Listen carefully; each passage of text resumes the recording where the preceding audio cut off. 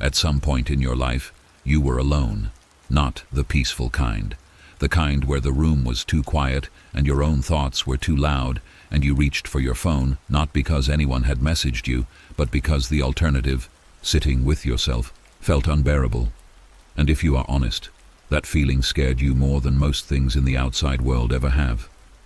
What I want to tell you is that the fear was real, but what you were afraid of was not the solitude. You were afraid of yourself, and that distinction, once you understand it, changes everything. In 1845, a 27-year-old man walked into a forest in Massachusetts, built a small cabin by a pond, and lived alone for 2 years, 2 months and 2 days. No social obligations, no noise, no performance, just him, the pond, the seasons, and the sound of his own thinking. His name was Henry David Thoreau, and what he discovered in that solitude was not depression, not madness, not the slow unraveling that society warns you about when you spend too much time alone. I went to the woods because I wished to live deliberately, to front only the essential facts of life, and see if I could not learn what it had to teach, and not, when I came to die, discover that I had not lived. Live deliberately, not reactively, not performing for an audience, not managed by the noise of other people's urgency, deliberately, from the inside out. The question Thoreau was really asking is the same one this video is asking you. When is the last time you heard yourself think? Without interruption, without performance, without the static of other people's expectations filling every available silence. A man in his late 30s loses his job on a Thursday. His first call is to his wife. His second is to his best friend. His third is to his brother. By Friday evening, every person in his life has been told. Everyone has offered something, perspective, sympathy, a plan. But Saturday arrives, the house is empty, no calls to make, no one expecting anything from him, and for the first time in 15 years, he has nowhere to be and no one to perform for. The silence is enormous. He sits with it for 3 hours. He does not check his phone. He does not turn on the television. And somewhere in that third hurrah, thought surfaces that none of his conversations had produced. He realizes he has not liked his work for 8 years, and that the job he just lost was a cage he had been too busy to notice he was living in.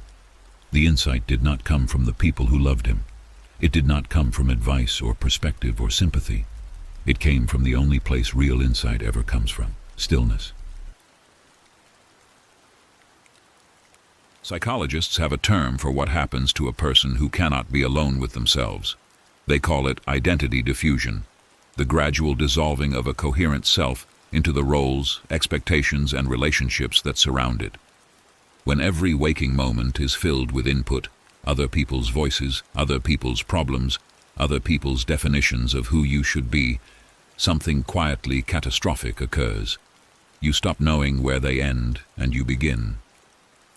Michel de Montaigne, the 16th century French philosopher who essentially invented the personal essay as an act of radical self-examination, understood this 400 years before psychology had a name for it. We must reserve a backshop all our own, entirely free, in which to establish our real liberty and our principal retreat and solitude. A backshop all our own. A private interior space that no relationship, no role, no obligation can enter. Not because you are hiding, not because you reject the world, but because without that private space, you have no self to bring to the world. You only have the residue of what everyone else has deposited in you, and a life built from borrowed identities is not a life. It is an impersonation of one. If this is naming something you have felt but never said out loud, subscribe. Every week, one conversation that gives language to what was always there. Press the button now. What comes next reaches even deeper. Hannah Arendt, one of the most important political philosophers of the 20th century, made a distinction that most people spend their entire lives without encountering: the distinction between loneliness and solitude. Loneliness, she wrote, is the experience of not belonging to the world. It is painful, it is passive, it happens to you. Solitude is something entirely different. Hannah Arendt, right? Solitude is the human situation in which I keep myself company. Loneliness comes about when I am alone without being able to split up into the two in one. the two-in-one. Arendt meant the internal dialogue, the self in genuine conversation with itself, the thinking that only happens in the absence of noise, the version of you that exists before the performance begins. A person who has never accessed that dialogue does not know themselves. They know their reactions, their habits, their preferences, but they do not know the one who is doing the reacting, the habiting, the preferring. And Ralph Waldo Emerson, writing in an America that was already becoming too loud, too busy, too eager to flatten everything individual into something manageable, called this the one great demand. To be yourself in a world that is constantly trying to make you something else is the greatest accomplishment. To be yourself, not loudly, not defiantly, just genuinely. And you cannot be yourself if you have never spent enough time alone to find out who that is. Practice 1. The unscheduled hour. Once a week, not a meditation session, not a journaling prompt, not a structured anything. Give yourself 1 hour with no agenda and no input. No podcast, no music, no phone. Just you and whatever surfaces. The first few times, it will feel like wasted time. That feeling is the withdrawal symptom of a mind that has forgotten how to generate its own signal. Stay with it. What surfaces in that hour is your actual mind, not the curated version of it you present to everyone else. Practice 2. Montaigne's backshop. Identify one physical space, a chair, a corner, a room, that belongs only to your interior life. No work happens there, no scrolling, no conversation. You sit there only to think, or to not think. Both are valid. The brain needs a location it associates with inwardness. Once you build that association deliberately, the space itself begins to pull you inward the moment you enter it. Practice 3. The unsent letter.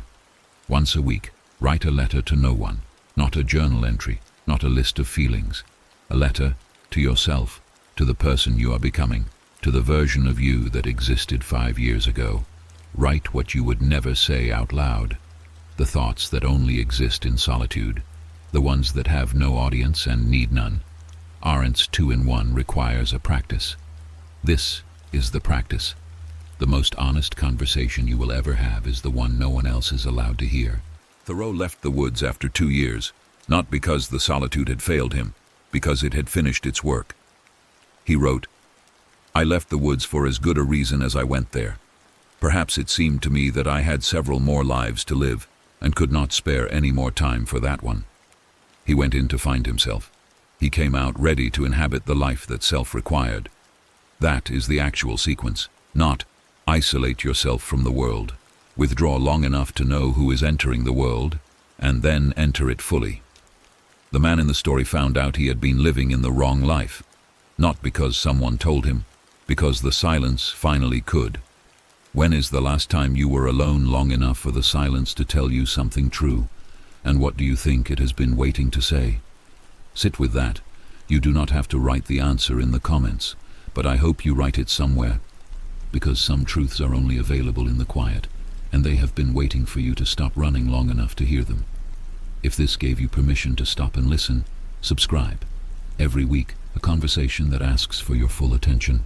Next video is already written, quieter than this one, and twice as heavy.